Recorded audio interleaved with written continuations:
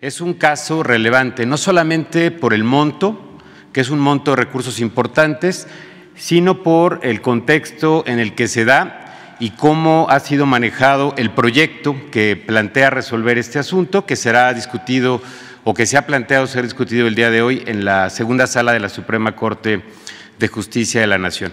Presentamos esta presentación denominado caso Gustavo Cárdenas Fuentes, que ustedes pueden ver en la pantalla.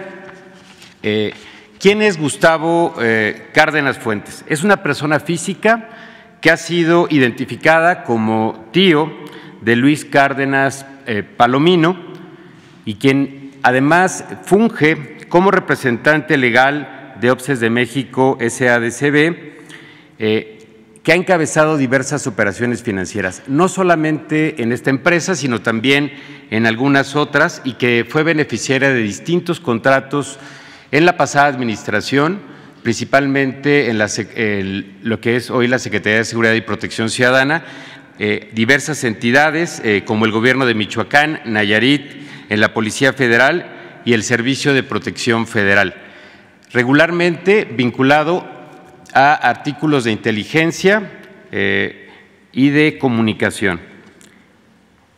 Como un dato relevante en este caso, el señor Cárdenas Fuentes adquirió un Ferrari 458 Spider 2014 por 5.6 millones de pesos y fue beneficiario de una donación de un inmueble por 50.8 millones de pesos en septiembre del 2016. Estos son solo algunos datos que nos permiten dimensionar esta problemática.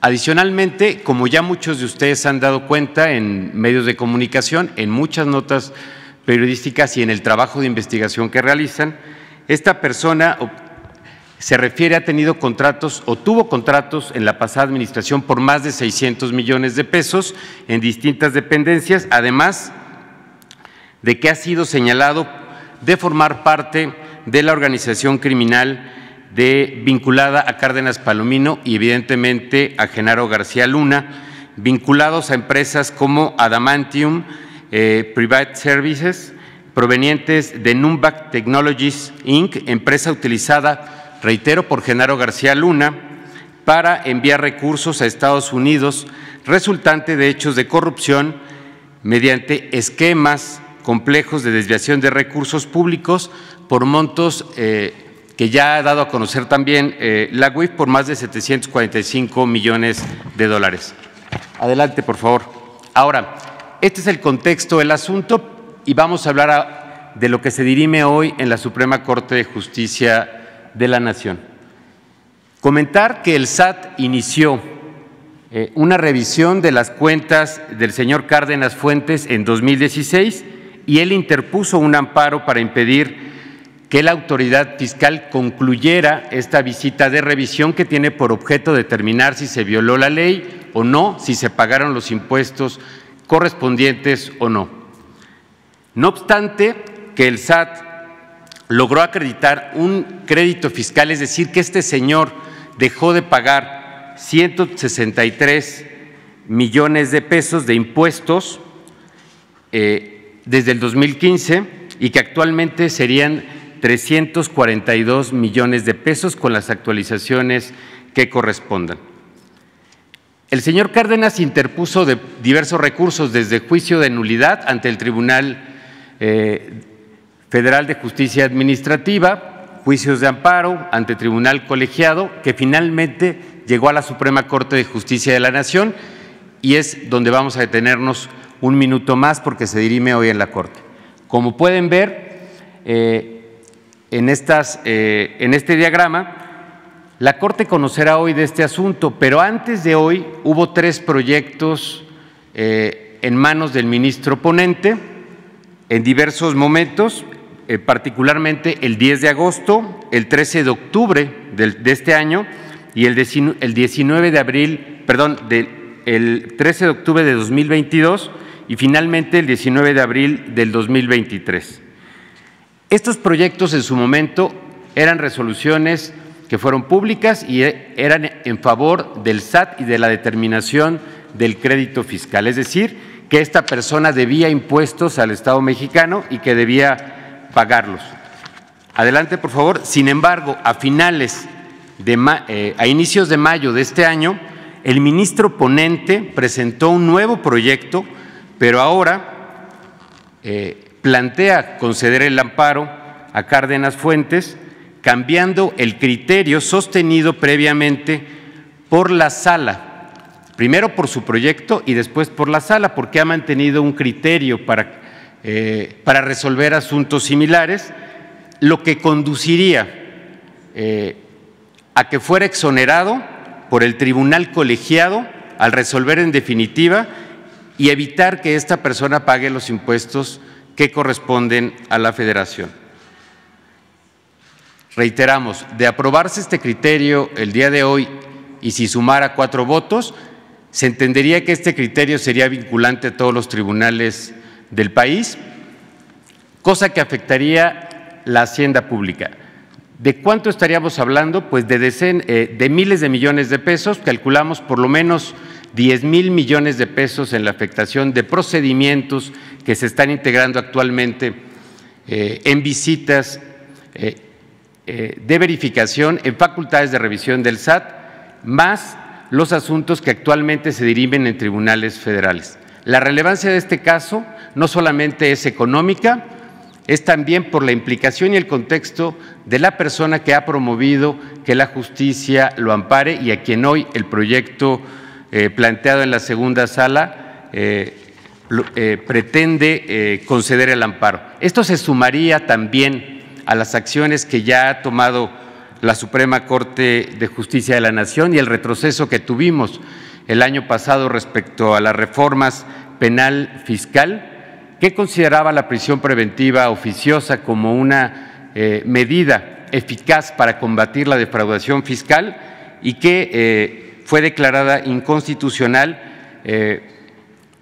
obligando a la autoridad a fortalecer las acciones de investigación y de litigio y que afortunadamente han dado resultado para defender la hacienda pública. Sin embargo, hoy queremos poner este tema sobre la mesa que requiere de la atención y el conocimiento de la ciudadanía. Los recursos públicos que se dejan de percibir son recursos que no pueden ser destinados a salud, a escuelas, a alimentación o a programas de bienestar como los que encabeza y ha planteado el presidente de la República, el licenciado Andrés Manuel López Obrador. ¿Es cuánto, señor presidente? El ministro Luis María Aguilar.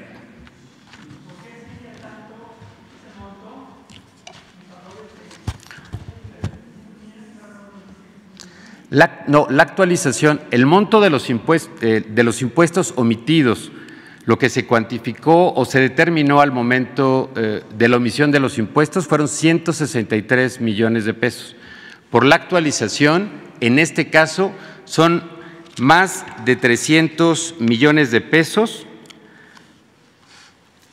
y lo que consideramos que podría afectar a la hacienda pública es en más de 10,000 millones de pesos por asuntos similares que están en investigación por parte del Servicio de Administración Tributaria, más aquellos que están en litigio ante distintos tribunales en el país.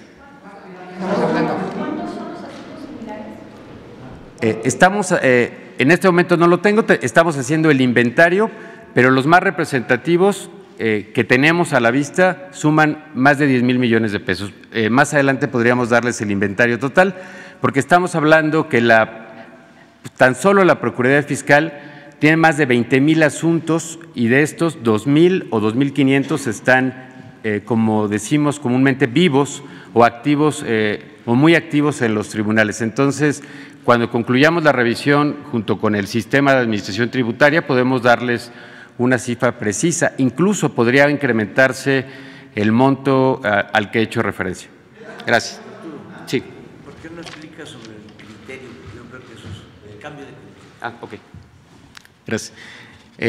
Voy a explicar el cambio de criterio, si me regalan la diapositiva respectiva, por favor.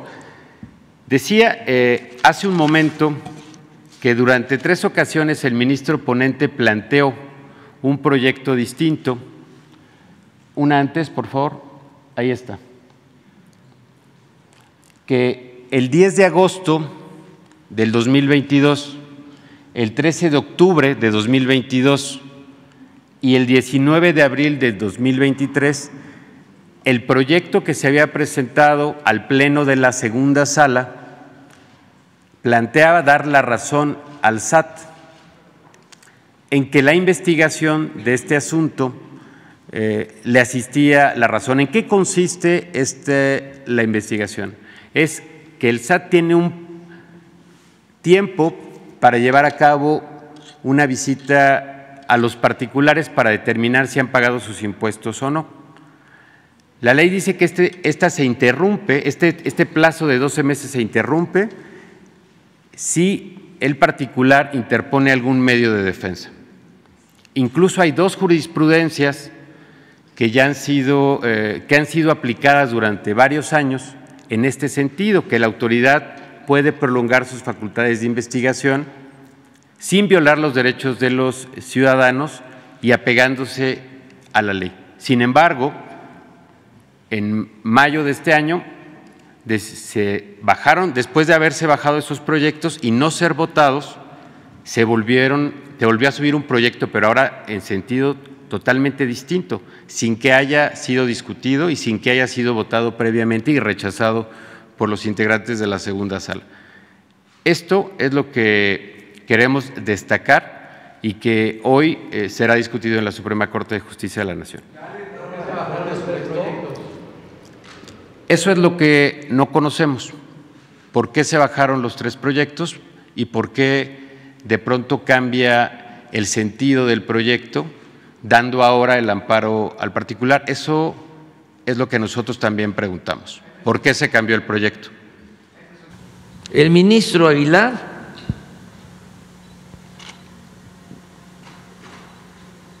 que, dicho sea de paso, porque también debe saberse, es del bloque conservador.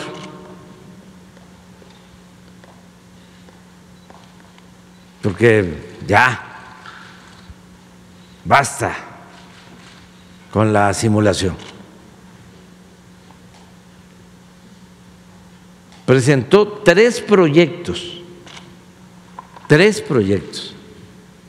proponiendo desechar el recurso de revisión. En esta instancia perdió el señor Palomino y se fue a la Corte a una revisión. Y originalmente, porque hay un criterio establecido, el ministro Aguilar propone desechar el recurso de revisión, es decir, resolver en contra del señor Palomino. Esto lo hace el 10 de agosto. Debe estar el texto, ¿no?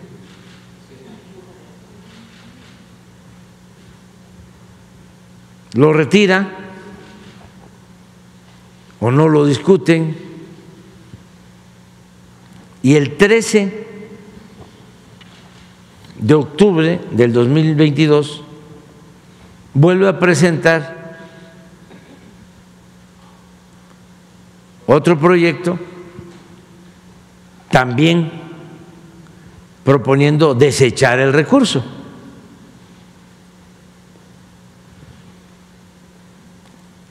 Y de manera más reciente, el 19 de abril, presenta otro en el mismo sentido, desechar el recurso. Pero quién sabe bajo qué circunstancia, después de estos tres proyectos, él cambia y lo que van a discutir hoy ya no es desechar el recurso, sino favorecer al señor Cárdenas. Palomino. Fuentes.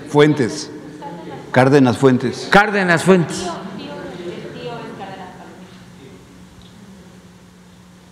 Entonces, nada más que nos expliquen. Esto antes